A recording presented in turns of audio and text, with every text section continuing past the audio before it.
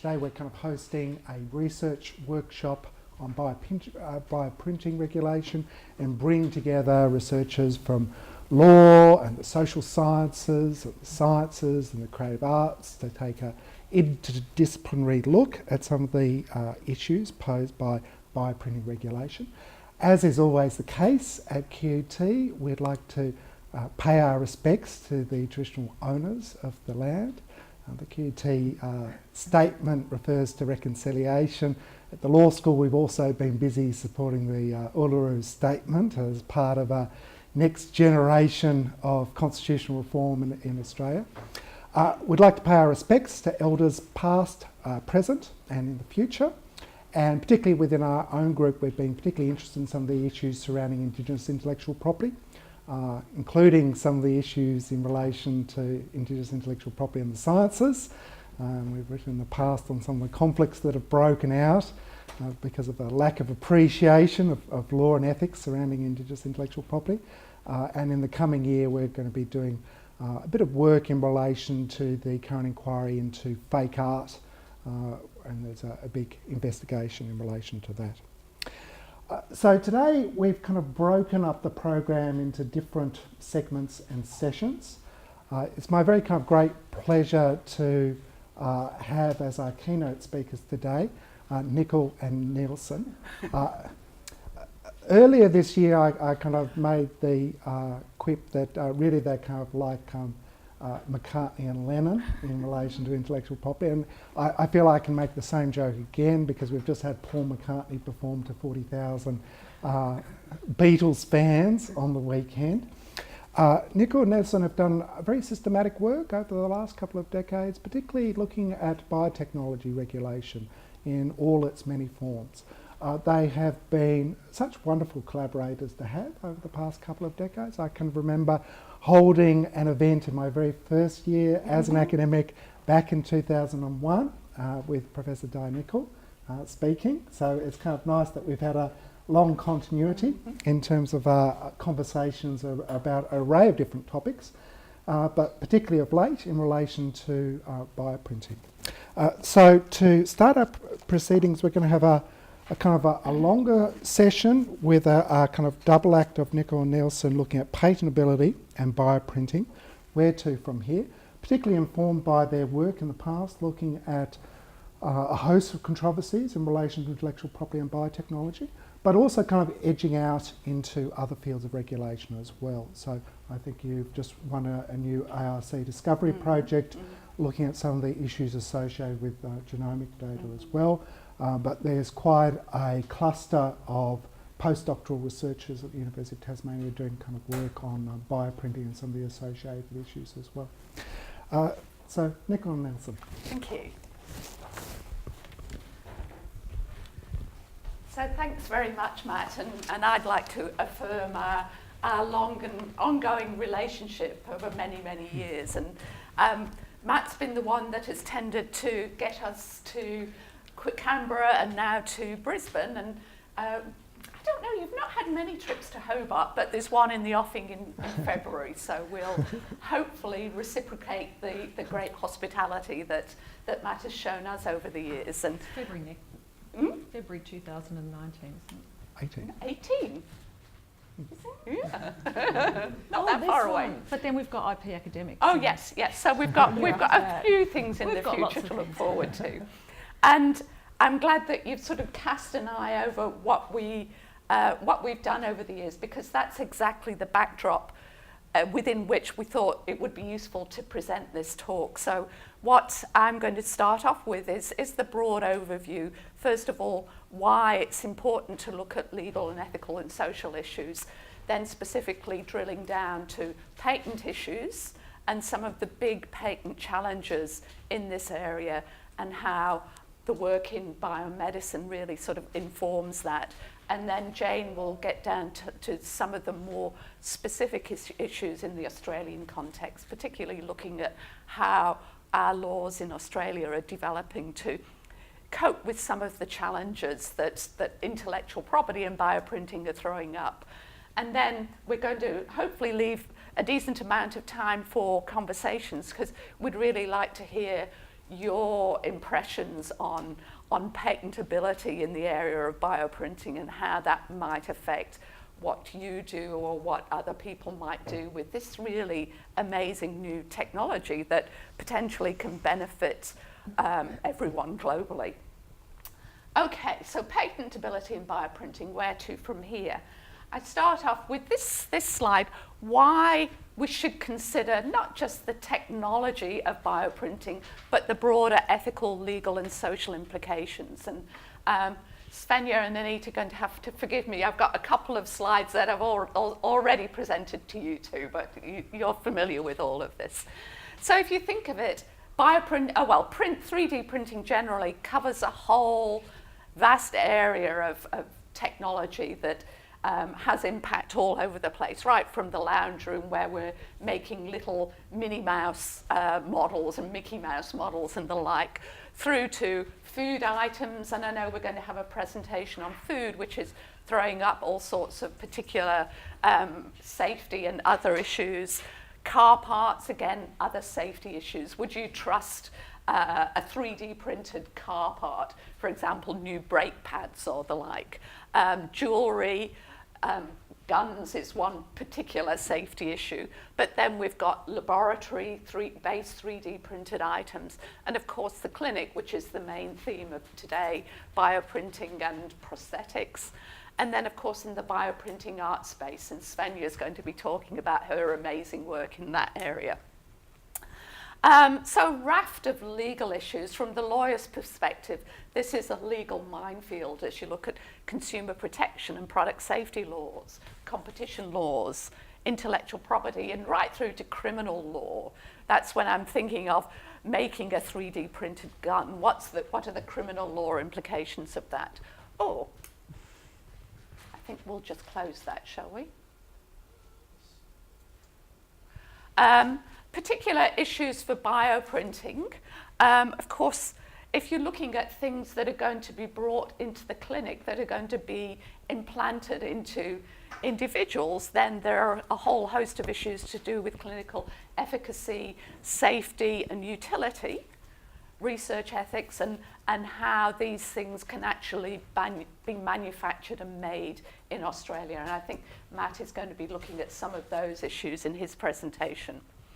And of course, when you're looking at these clinical innovations, one of the key things to ensure is that there's affordable and timely access to these advances, not just for rich people in the Western world, but across the globe. So people in less advantaged countries also have the opportunity to be able to utilize some of these advances. And of course, in an area like this, where there's high technology, there has to be some incentive there for investment in this high technology. So how do we appropriately reward high-risk investment in this costly research and development, but at the same time taking into account all of these other things? So in many respects, these ethical, legal and social implications, or ELSI as they've become known, are not new. So in biomedicine, the ethical, legal and social implications have been debated for many years, right back to the start of the Human Genome Project in 1990, where funding was dedicated, of all the vast amount of funding that was going into sequencing of the human genome, a percentage was dedicated to ELSI matters. And we at the Centre for Law and Genetics were established way back in 1992, and we looked at many of these issues from the Australian perspective, looking at the interface between law, biotechnology, health and the environment. So the work we were doing paralleled work that was going on in many other jurisdictions. So what our focus has really been is evidence-based law reform, looking at the ethical and social environment to work out what the law should be, both in terms of social perspectives, but also from those basic ethical norms. And technological advances keep these LC, these implications alive. Each new technological advance creates new ethical, legal, and social implications. particularly the case when we're looking at personalised technologies. There's a range of issues that I'll come to in the next slide. And so these personalised therapies include innovative procedures such as editing the human genome, medicines targeted to individuals, these sort of biological medicines that are tied in with diagnostic testing, and indeed 3D printed biological structures. And this is what we're going to be focusing on in our new ARC grant that we got for 2018 to 2021. Yeah.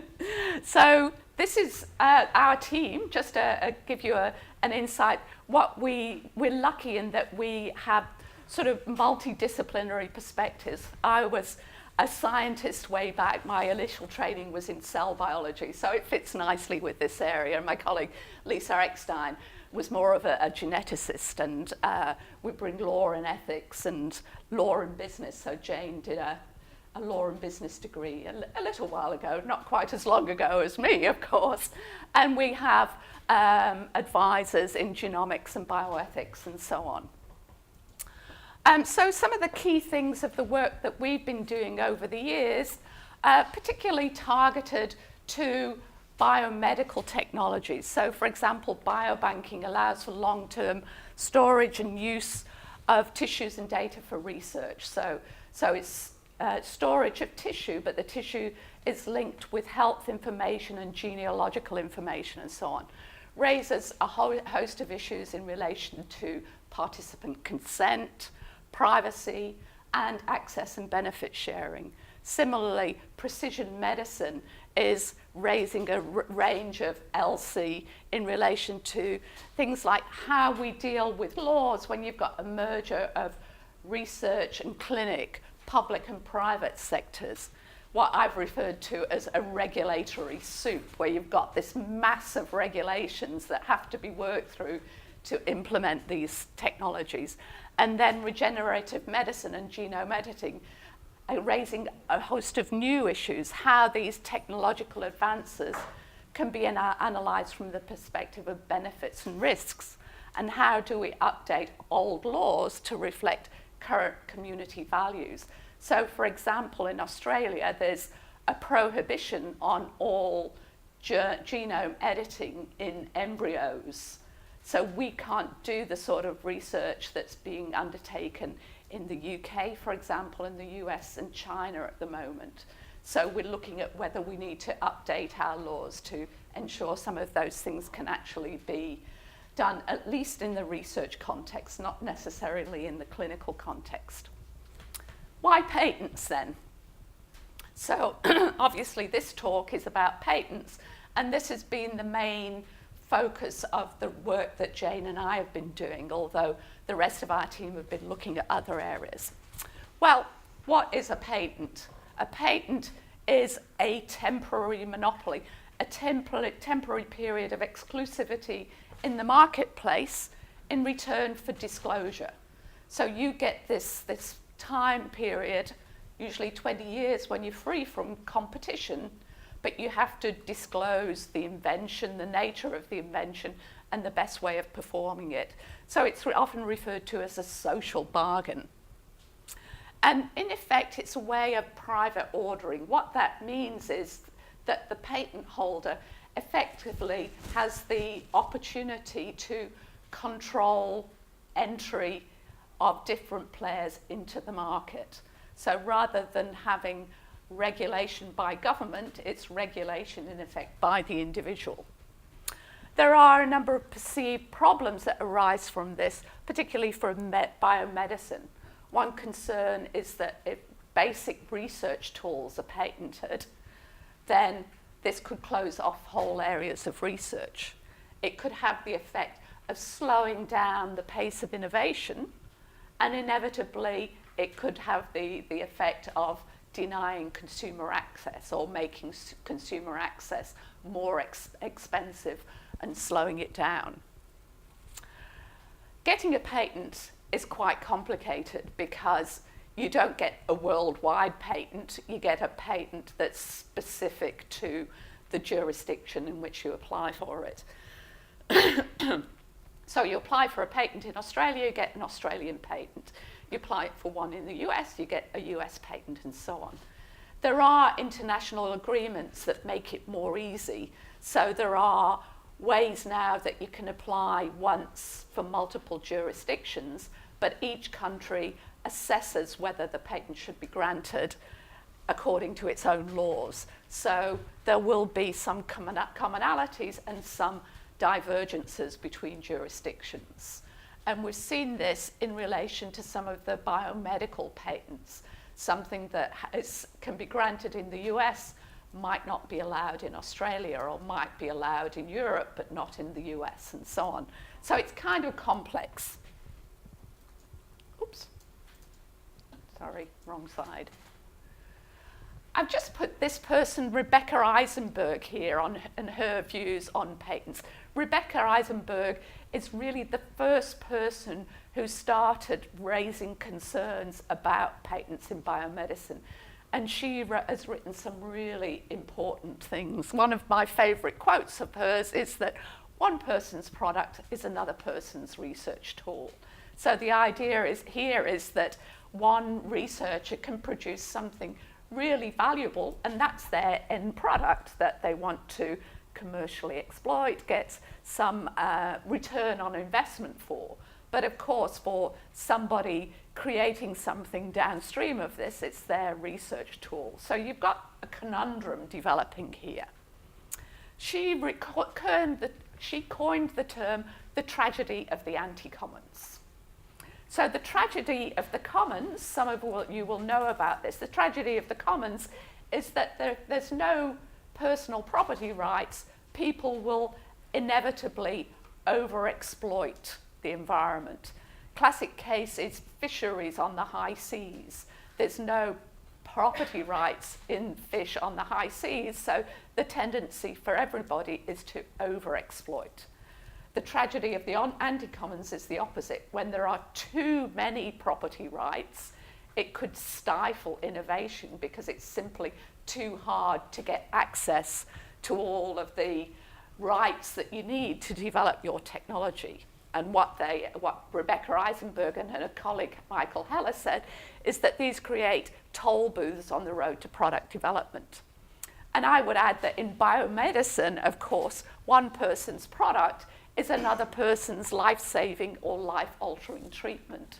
So if there are too many obstacles here, potentially you're stopping people getting access to those really important innovations.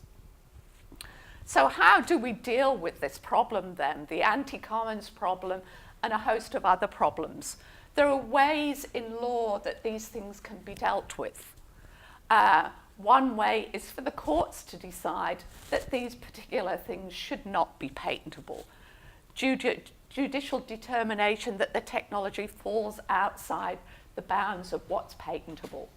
And I'll give you a couple of examples of how this has panned out recently, and Jane will then go on and explore those issues in more detail.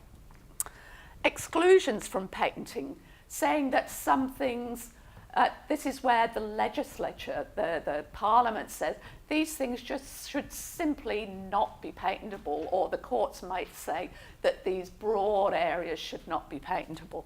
Things that offend morality or public policy, that are so abhorrent to create property rights over them. Or another example is methods of treatment. So the argument here is that medical treatment should be something that is not capable of being owned by anybody. It should be broadly available to everybody. So of course this has direct consideration when you're talking about bioprinted medical enhancements. And then even if there is a property right, you could say, well, there are some things that even if that property right exists, there's certain acts that are not going to constitute infringement, that are going to be protected uses. One of them is experimental use. You can do experiments to see if this thing actually does what it says it does, for example. Or rather than having a broad exclusion of medical treatment, you could say well, you allow patents for it, but when surgeons come to use these techniques, they're permitted to use them. It's an exemption from infringement rather than an exclusion. Tricky thing to make that distinction, but it's one of the clear distinctions that has been made in some laws. And then there are other means of using things without permission of the patent holder. The government is allowed to do things that other people can't do. This is referred to as crown use. Use when it's for the benefit of the government or the benefit of society generally.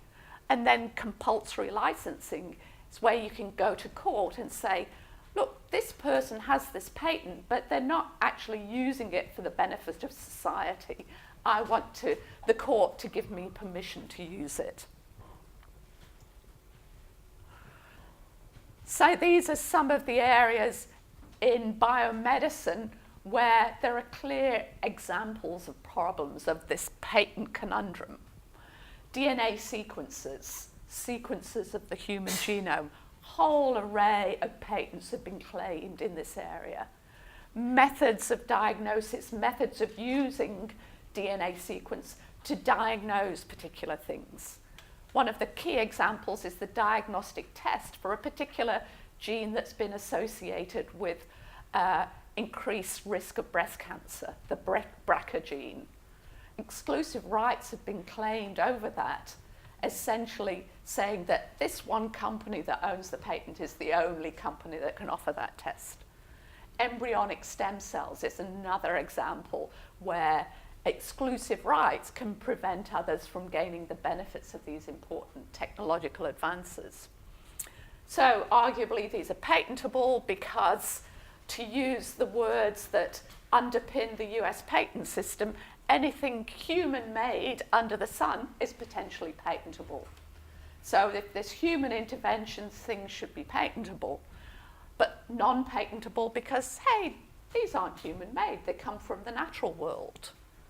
Or if there's human intervention, it doesn't add anything. There's nothing really inventive about what humans have done. Or even though they have done something, it's so profoundly contrary to morality that there shouldn't be the patent reward there. So, solving the conundrums. Have we solved the conundrums? As I intimated, the courts have been looking at this issue. One interesting thing is that it took the courts 20 or 30 years to actually get to the point of looking at these issues. And one of the things that triggered this was these breast cancer related patents, the BRCA patents. Concern there that they were being used in such a way that was denying public access to this really important genetic test. And the US and Australia, in both cases, the highest courts in Australia, the High Court, in the US, the Supreme Court, have looked at this issue. And in both cases, although the patents were alive and kicking for a long time, the courts have said, no, these should not be patentable. Essentially, they said, when you isolate a DNA sequence, when you work out what the sequence is, and then you make a genetic test out of it, it's not different enough. There's nothing that's different from it as it exists in nature. Because what you're essentially patenting is the informational content.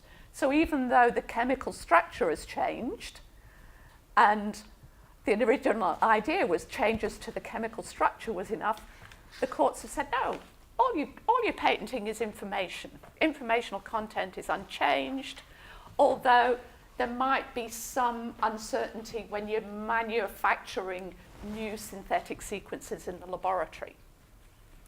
And then methods. So that's the sequence. What happens when you're using a method relating to subject matter that would be otherwise ineligible? DNA sequences and other nature-based products, or abstract ideas.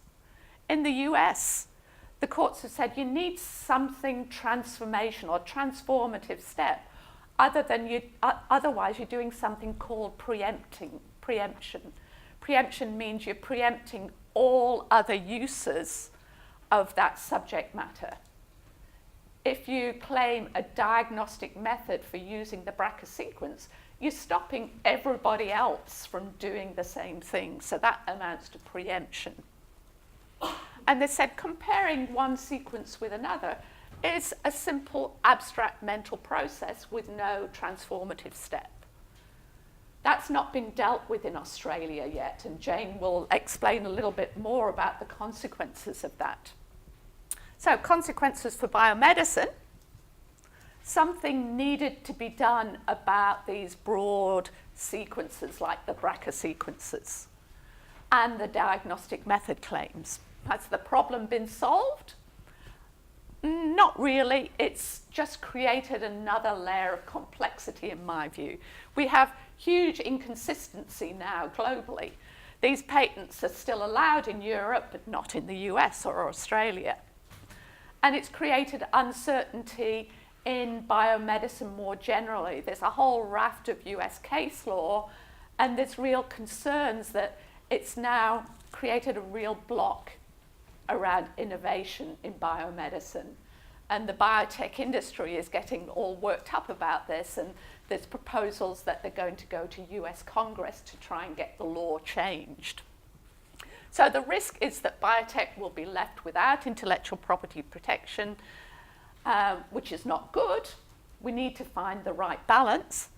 And the other risk is that innovators will simply abandon patents. They won't be left without any protection at all. They'll find other ways, for example, keeping things secret or entering into secret contracts. Remember, patents, at least you have disclosure.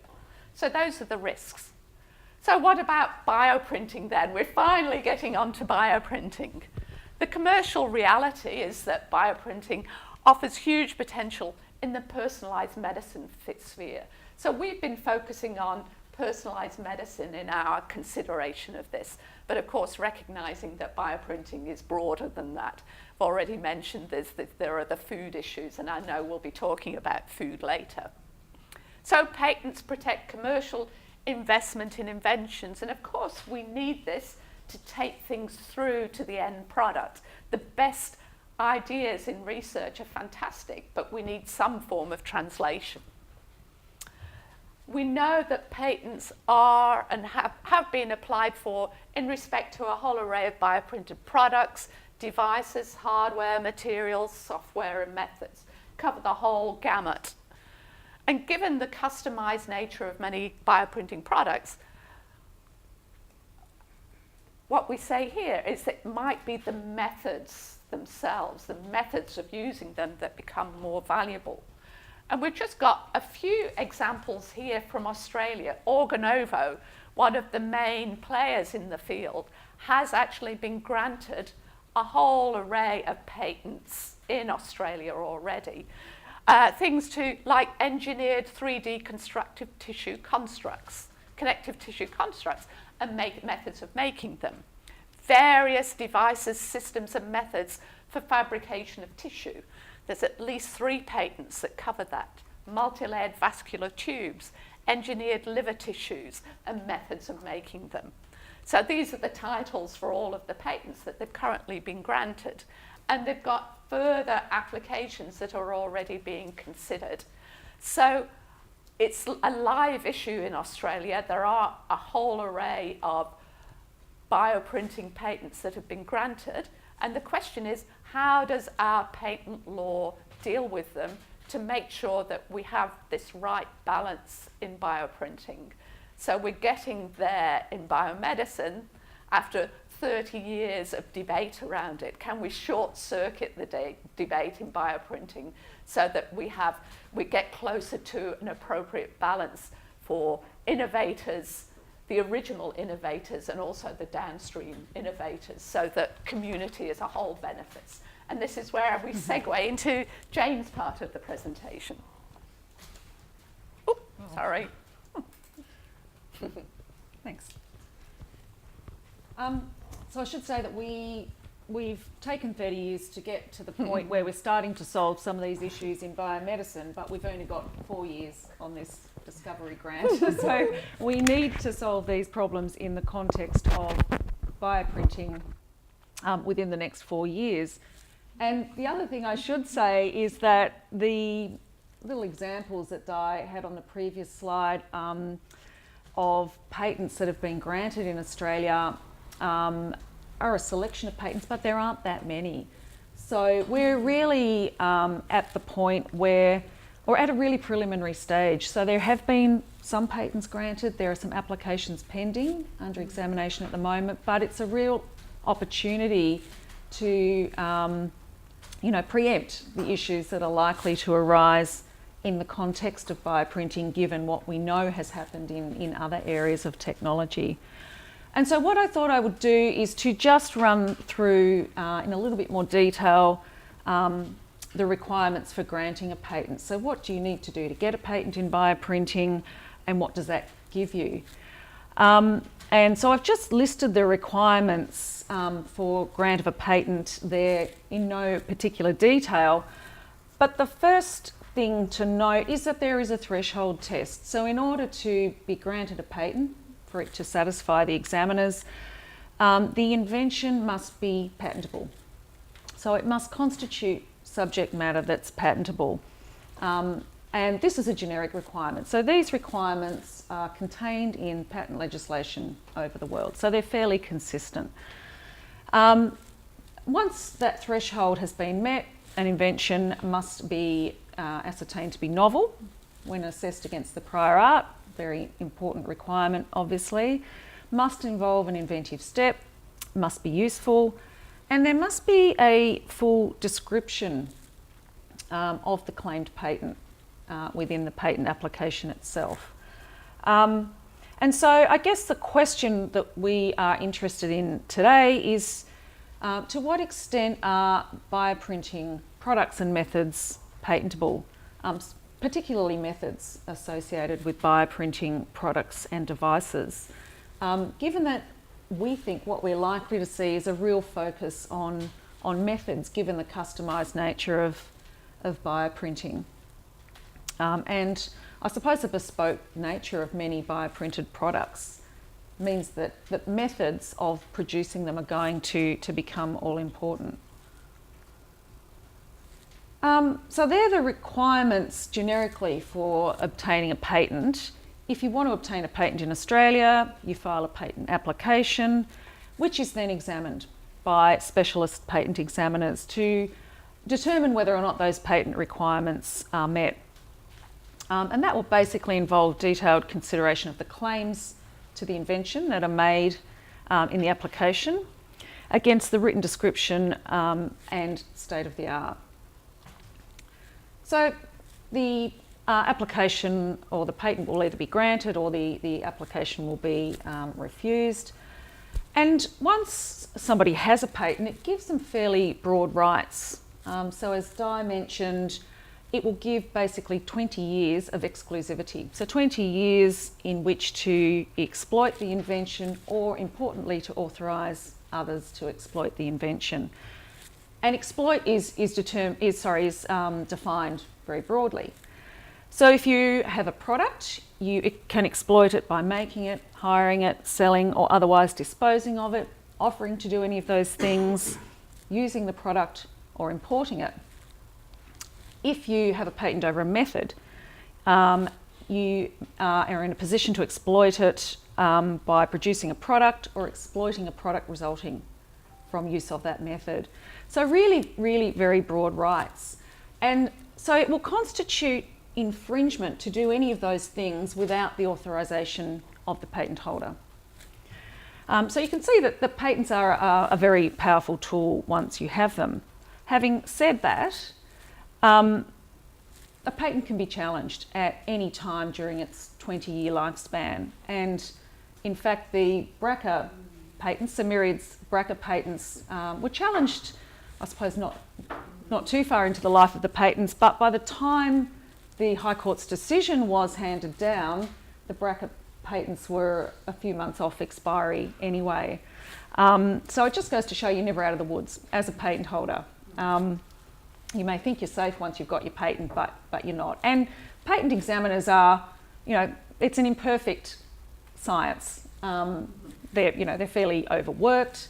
They have a lot of patents to examine, so that they're examined quite quickly. There's no doubt there are invalid patents in the system.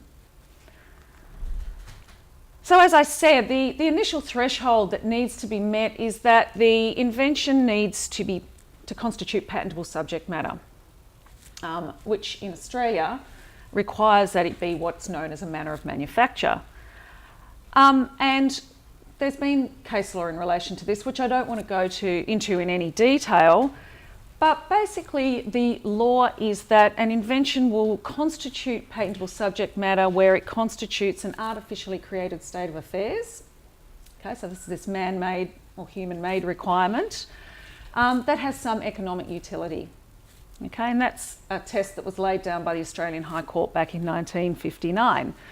And so that is the test that Australian courts and Australian patent examiners have been using to determine patentability in areas of new technology since 1959.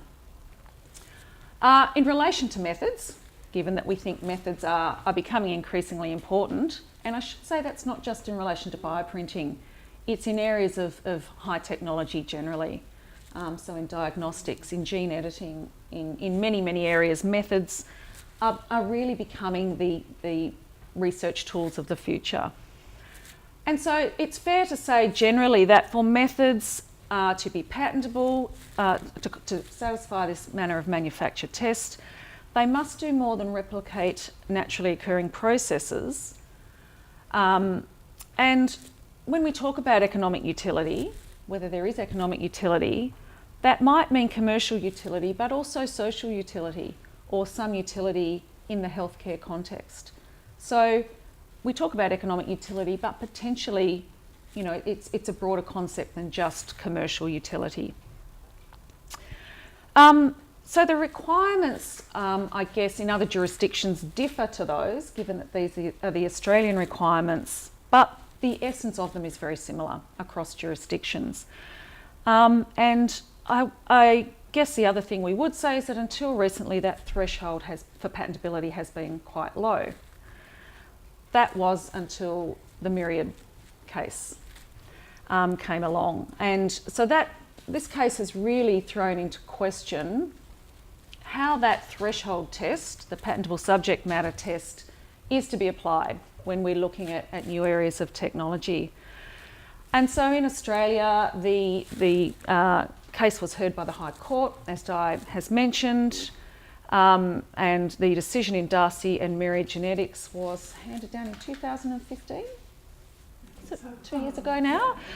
And as Di said, it concerned whether or not the BRCA nucleotide sequences were patentable or not.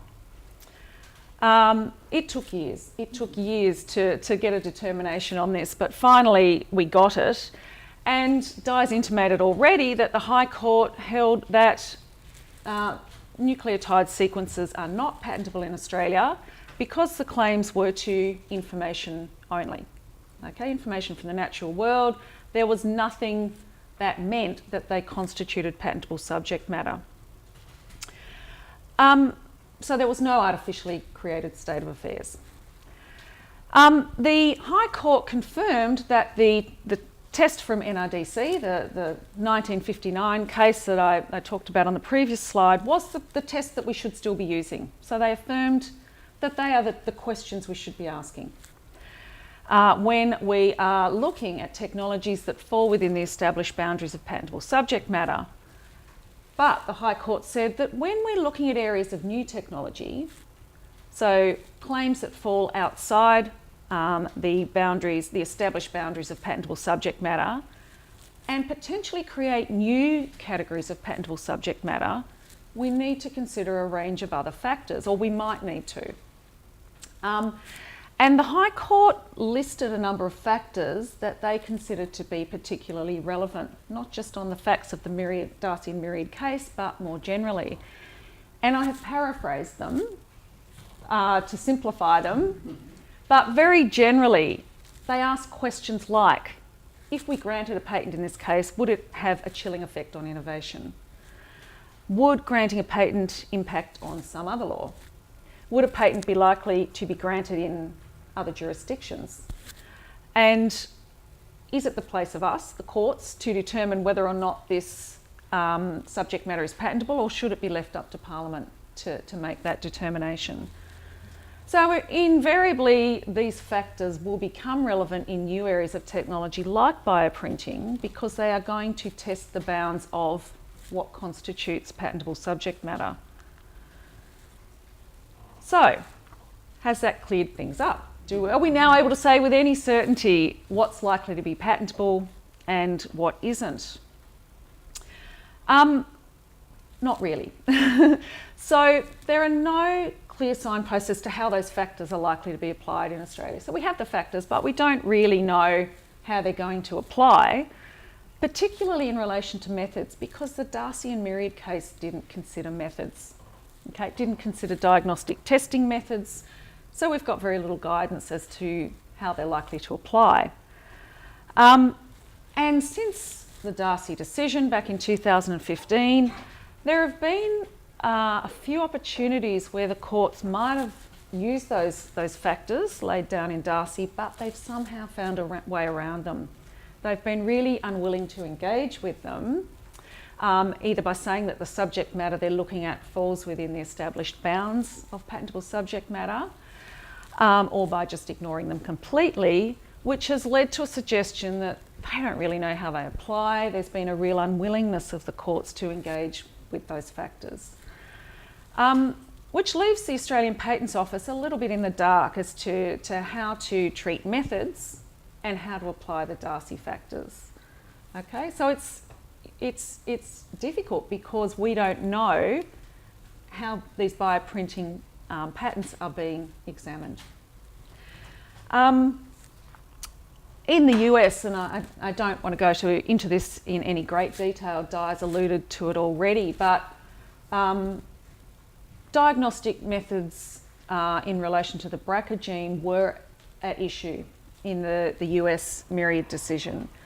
So they have a little bit more guidance as to when diagnostic testing methods will be patentable, which probably doesn't help us a whole lot when we're talking about methods more generally. But we do know that really restrictive rules have been applied to methods of using excluded subject matter in the United States, and there have been a series of cases where these restrictive rules have developed. And so I guess what we would say is that in relation to methods generally, as to whether or not they constitute patentable subject matter, there's a lot of uncertainty around whether or not they are patentable. The other thing I just wanted to mention was software and business method patents, because I think that the law around these is also potentially relevant, given that it's possible that business method patents might constitute enabling technologies for bioprinting. And there have been some pretty restrictive rules. Well, there's been a lot of debate about whether or not they should be patentable or not, and some pretty restrictive rules imposed. So in the US, the decision in Alice and CLS Bank handed down a decision that basically had the effect of invalidating all pure business method patents, which probably wasn't all that surprising. But basically what the court said was that business method patents won't be patentable where the invention claims the performance of well understood, routine, conventional activities previously known to the industry. So we're in the position in the US where business method patents are probably not patentable, and the status of software patents is uncertain. In Australia,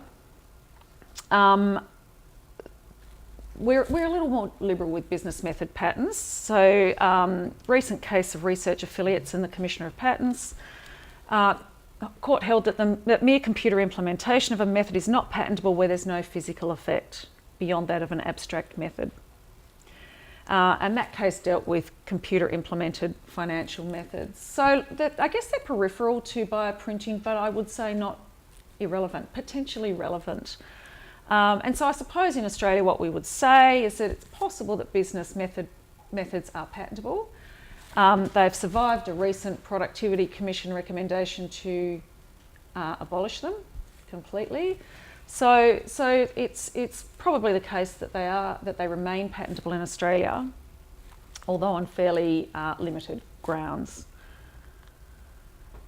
What I want to get onto now is just looking at the ways that Di referred to of preventing patent overreach. So obviously, in bioprinting, we want patents to be granted. Okay, patents are important to reward innovation. They're an important tool. At the same time, there need to be limits on the ways, I suppose, on patents that are granted, but also the ways in which they're used. And so that's what I'm going to talk about now. And Di talked about exclusions from patenting, which is one of the ways that we can limit what constitutes patentable subject matter. And the first ground that I just want to talk about is this ground of morality and public policy. So when should something be declared unpatentable on these grounds? And the International Intellectual Property Agreement, the TRIPS agreement, which harmonises intellectual property laws to some extent around the world, it's possible under TRIPS to exclude subject matter from being patentable on the basis of morality or public policy, either to protect human, animal or plant life or health, or to protect the environment. Okay, so that exclusion is allowed where commercial use would be contrary to morality and public policy. And the European Biotech Directive is a good example. So that contains specific exclusions in line with that morality and public policy exclusion. It prohibits processes for cloning human beings from being patentable, processes for modifying the germline genetic identity of human beings, the use of human embryos for industrial or commercial purposes, and processes for modifying the genetic identity of animals, which are likely to cause them suffering without any substantial medical benefit. Importantly, it doesn't go on to define what constitutes a human embryo. So whenever there is a provision like this in patent legislation, invariably there will be grey areas, and that is one of them. And exactly what constitutes a human embryo was considered in the case of Brussels and Greenpeace, which considered the patentability of stem cells. Okay, so a European case. And important, I suppose, from our perspective, because stem cells are an important tool in becoming an important tool in bioprinting, a potentially important tool when we're looking at creating tissue and potentially organs. And without going into huge amounts of detail, the court said that stem cells that retain the capacity to develop into humans are not patentable. Procedures using stem cells obtained by destroying embryos are not patentable. So if an embryo so if stem cells can be removed without destroying the embryo, the court left it open for stem cells to be patentable in that instance. Okay, but that's something that hasn't been tested. Interestingly, in this case, Brussels was using pluripotent stem cells, but used a method which destroyed the embryo in the process. So that question wasn't required to be determined. What if a method's being used which retains the embryo? But potentially, there's some scope for patenting stem cells in that instance. So the court did say in that case that stem cells will be patentable where the developed product is intended for therapeutic or diagnostic purposes which are applied to that embryo itself and are useful to it. Okay, so not really all that surprising.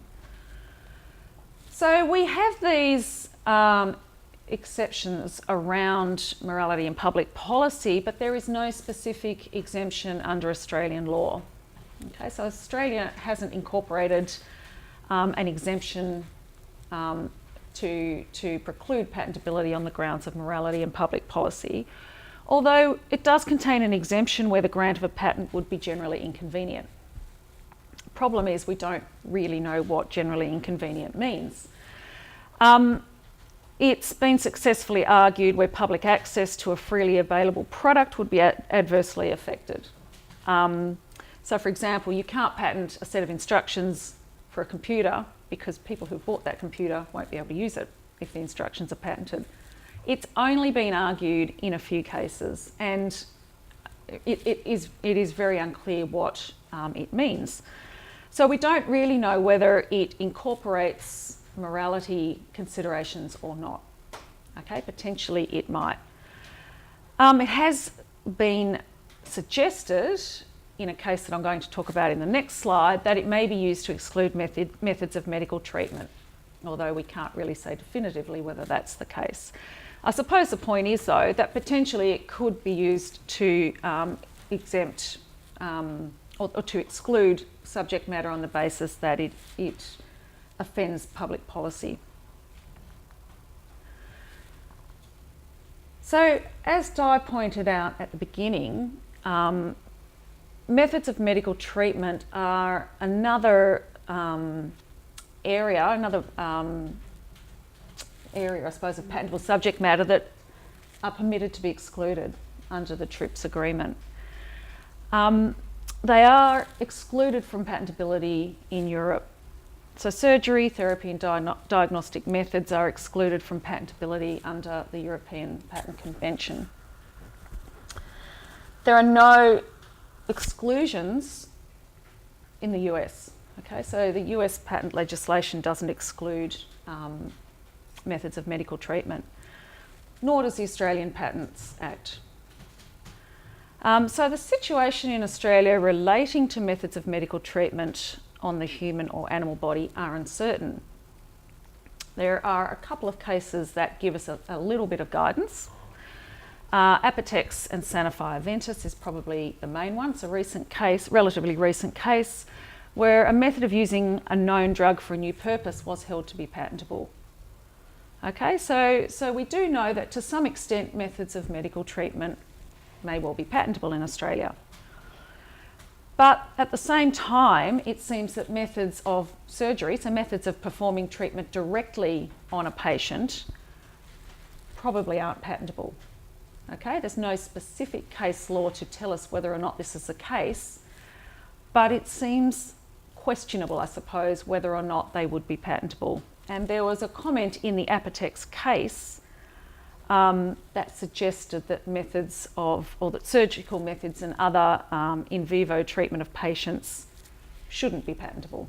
Okay, but again, nothing specific that we've got to go on. Similarly, methods of implantation and therapy might potentially be excluded as well. But if they were excluded, it would need to be by judges, by the courts, because Parliament hasn't bothered or hasn't taken the step of putting an exclusion in our patents legislation. Importantly, lab-based diagnostics won't be excluded. So even if there were an exclusion in the Patents Act, that wouldn't include ex vivo methods. Okay, so I suppose there are clear considerations there for bioprinting methods. So at what point does something become an in vivo treatment? So if we're using bioprinted products on patients, is that something that would potentially be patentable, or would it fall outside the scope of patentability potentially because it constitutes an in vivo treatment? We thought we should also just talk about experimental use in a little bit more detail. Given that in Australia we now have an exemption for acts done for experimental purposes relating to the subject matter of an invention. So this is really a way of ensuring that research can progress. So if somebody has a patent over a product or a method, it ensures that research can continue, that research can be done on that invention regardless of the existence of the patent. But it needs to be non-commercial research. Okay, so the exemption only applies to non-commercial research. And in the US, the exemption's even narrower. So even research in a university setting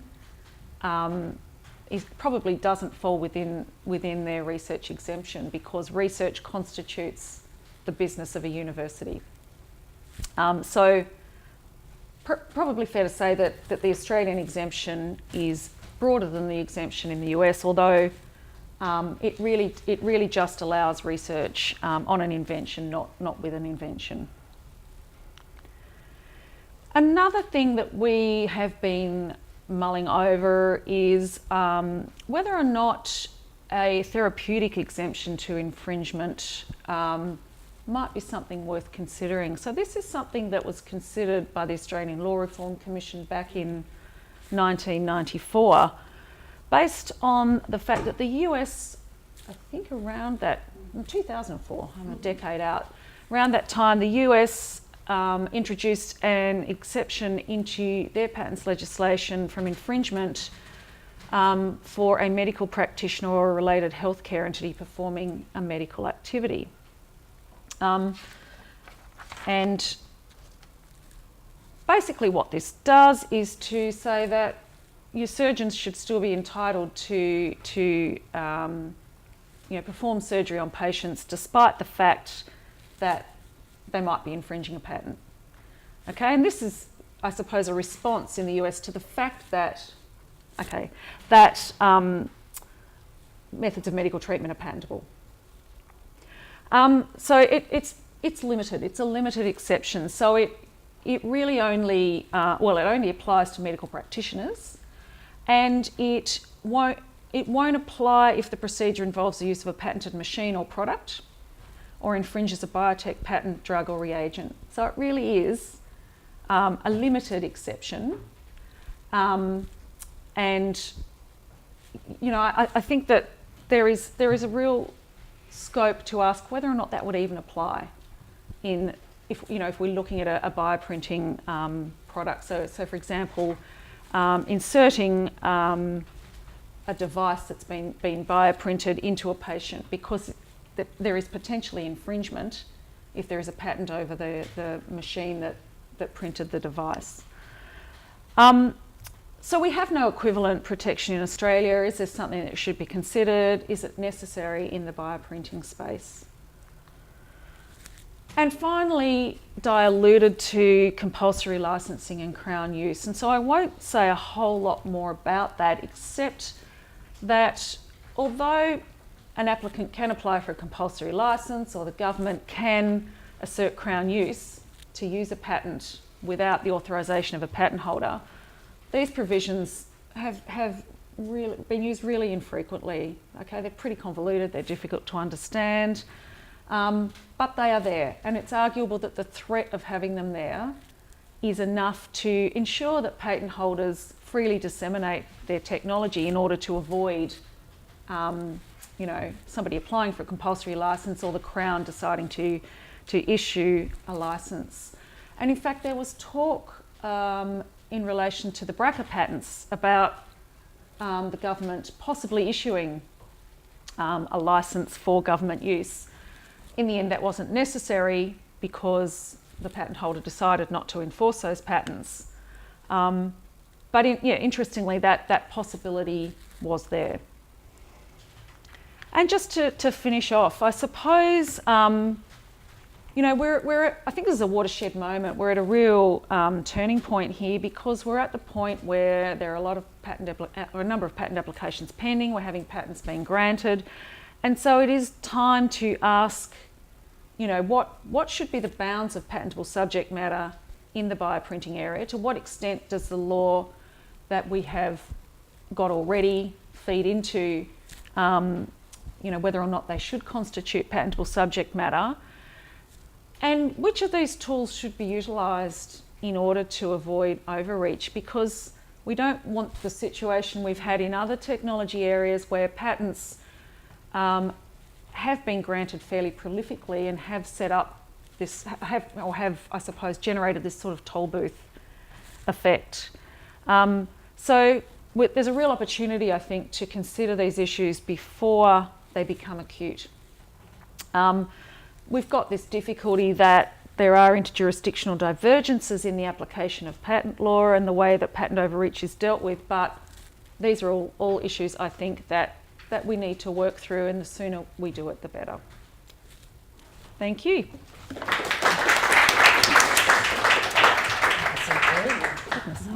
Minutes for Q&A. Sorry, that was much Thank you longer very than I much thought. for covering so much ground, looking at both some of the context in terms of intellectual property in the life sciences and some of the interrelationships in the regulatory soup, and exploring patent law and bioprinting.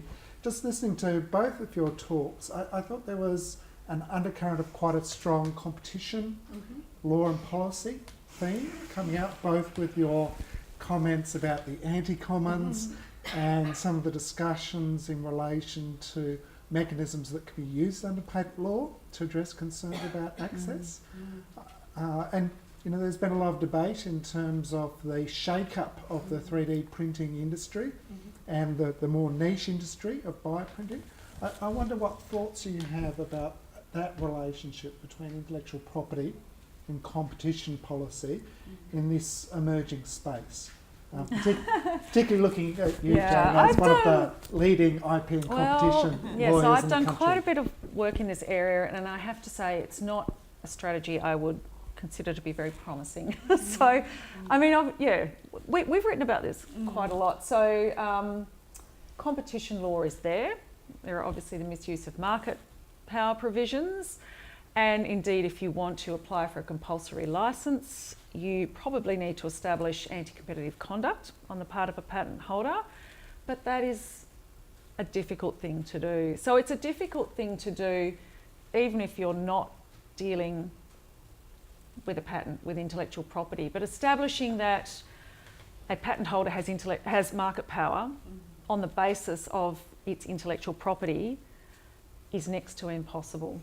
And so I think you're absolutely right. There is an undercurrent of could competition law assist, but I think the reality is that it's probably not a great tool. Yeah, so that's the problem, isn't it? Competition law is a very blunt instrument, so it's probably an instrument of last resort in many ways. And then competition policy might dictate that we should tinker with the intellectual property system as a way of dealing with the problems rather than getting to the point of engaging with competition law per se. So I think we can use that to influence how our intellectual property laws should look and how our policy with regard to funding research and so on. So to me, government funding of research should be done in a way that promotes innovation but doesn't facilitate anti-competitive conduct at the same time. Questions? Queries? So? Are there any restrictions in Australia, like when an organ has been 3D printed? So will that be allowable? Like, Will it? if a specific organ has been bioprinted, so it can be patentable as a device, which, if, for example, if it is a heart, it can be patentable as a device which pumps blood. Yeah, so I would think that there are all sorts of potential patents that might actually get involved in that process. So there'll be various method patents that could be applied to the process of printing the heart. I think you could make an argument that you could patent that in the sense that it's, as you say, an artificial product that creates a means of pumping blood around the human body, for example. So there's... It doesn't throw up the same issues as, say, gene patents because it's engineered. So I suppose that's sort of a fundamental difference. But I think what you're about to say, Di, is that there might be other impediments, I think. So I think there might be a few things thrown at you to try and prevent patenting. Just wondering, like, what are your thoughts whether such kind of inventions can be restricted or not? Yeah, and that's a really tricky question, and I guess that goes to the heart of what we were trying to get at. Yes, this is an incredibly important innovation, and the idea that you can actually 3D bioprint a whole heart would be just such an amazing innovation which has the potential to really transform human health. So yes, we would want to encourage it and we would want to support innovation in that area. But on the other hand, to actually give one individual a monopoly over the creation of human hearts would be wrong. So finding the right balance is what this is all about. Yes. So it's possible this might be something that does open up interpretation of the generally inconvenient provision. Yeah. So I can imagine that this is an area where morality becomes a key concern. And the other thing is that it might, how it would depend how this bioprinted heart was generated. What are the cellular building blocks that are used? So if it's stem cells, for example, then that opens up a whole host of issues as well. And there's been nothing, no case law in Australia, but I can imagine there would be. If I was an investor, I'd be quite anxious after hearing your talk and your exploration of all the different problematic areas in terms of patent law, in terms of methods of treatment and genetics and IT and stem cell research. Yeah. There's lots of various risks you're really kind of pointing out in terms of possible future scenarios. Exactly. So we don't have answers, we just have lots and lots of questions. and I think that's the way the future holds. There are lots of questions that we need to consider in this area and hopefully provide some answers. I bet if you asked a patent examiner, they wouldn't have the answer either. No. Questions, queries? I had kind of sorry, do we have another one? Sorry, there. Dianne, one of your lines in your slides was consent for future use. So coming from the clinician perspective, I'm in the Faculty of Health, radiation therapist, using our patients' CT data sets, MRI data sets, and creating products that we can use from that. Where's the fine line of consent?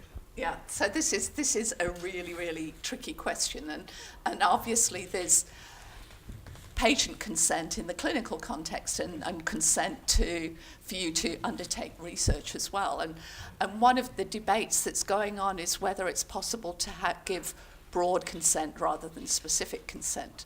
So, for example, you would know that in the research context, generally, you're asked by ethics committees to provide a means for the research participant to give consent to that particular research project.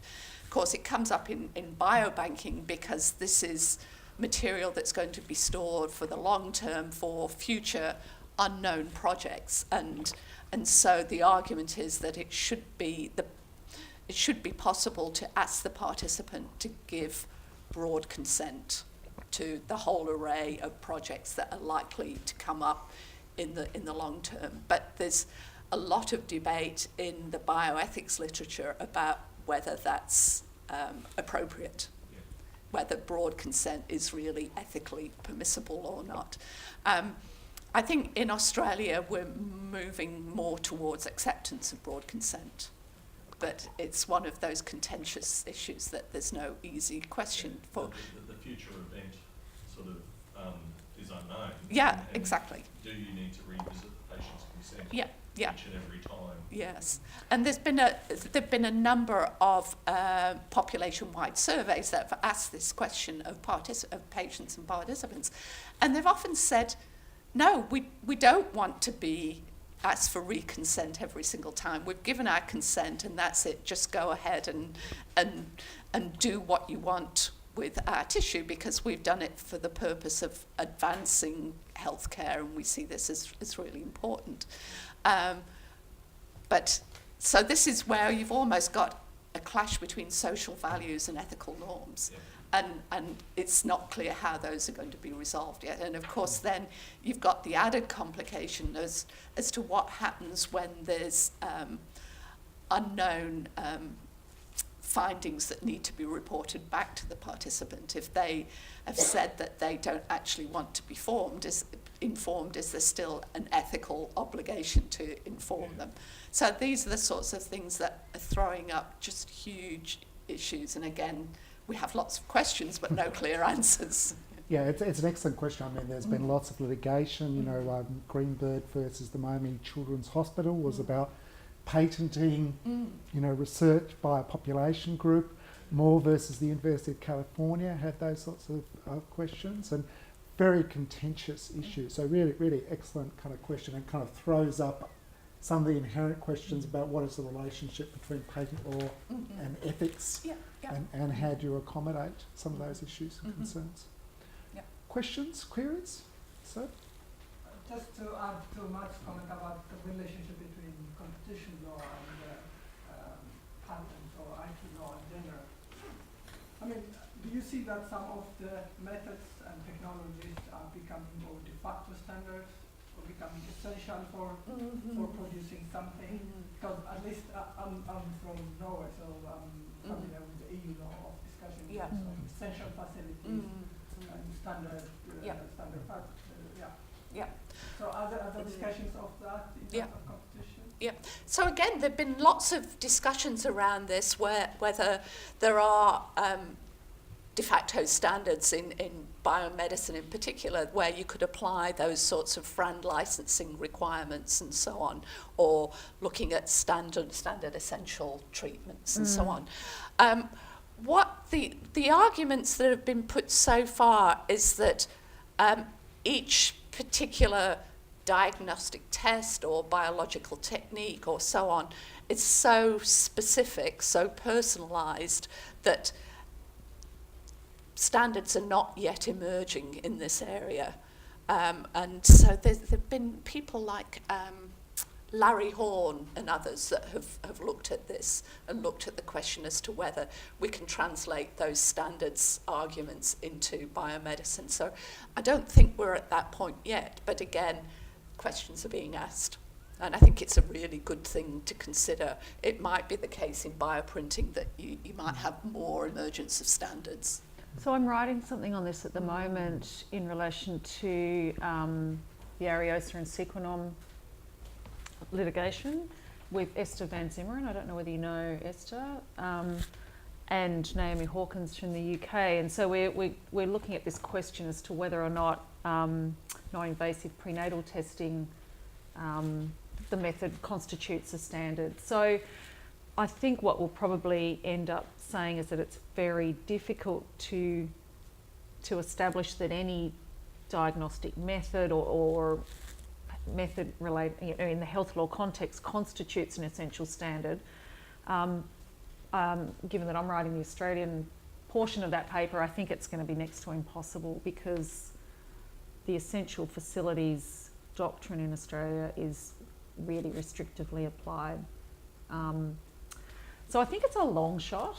So I think it's, it's certainly arguable that they do invoke standards, but I think that, it's probably just going to be one argument you throw in amongst a host of others. Rosa Balladini's new book on 3D printing, with her colleagues in Finland, have a nice little chapter on standards and the interrelationship with intellectual property. I think the attraction of standards in relation to bioprinting is trying to resolve some issues in relation to quality and safety. So I think the drive from standards will come from that. I think it will too. Historically there has often been lots of problems in terms of intellectual property coping with standards, because there have been enterprising intellectual property owners who've tried to apply intellectual property rights in relation to standards against other players and exploit that monopoly position. So it remains a very vexed issue. We probably have time for one last question. Yeah, John? Given the focus on patenting methodologies in the bioprinting process, I was just wondering whether or not you foresee patents going more towards the software and mechanical side of the 3D printing process, or towards the preparation of materials on the biological side across the whole 3D printing process? I would have to say, well, I would say both. I'd say quite both. simply. And I think there's probably less issue with the software side. But I think that we will see increasing numbers of patents over the biological processes, depending on how they're implemented. So I think that they will raise issues, but I think that, I guess when we talk about the increasing number of method patents, that's probably more what we're referring to. Would you agree with that? Yeah. And I think that that's where a large number of the issues are going to lie. So depending on how, you know, on the raw materials used, the processes for generating, you know, tissues and organs, I think are going to become all important. And that's where the big bucks are going to lie too. So I think that's where we'll see the patent applications. And actually part of the new study that we're doing will involve a sort of patent landscaping exercise. So, you know, we've had a preliminary look at what's happening in Australia, but we really need to do that on a more global basis and just start tracking, you know, the patents, the granted patents, but also the applications that are starting to be filed. I'd like to thank very much Nicol and Nielsen for their comprehensive talk.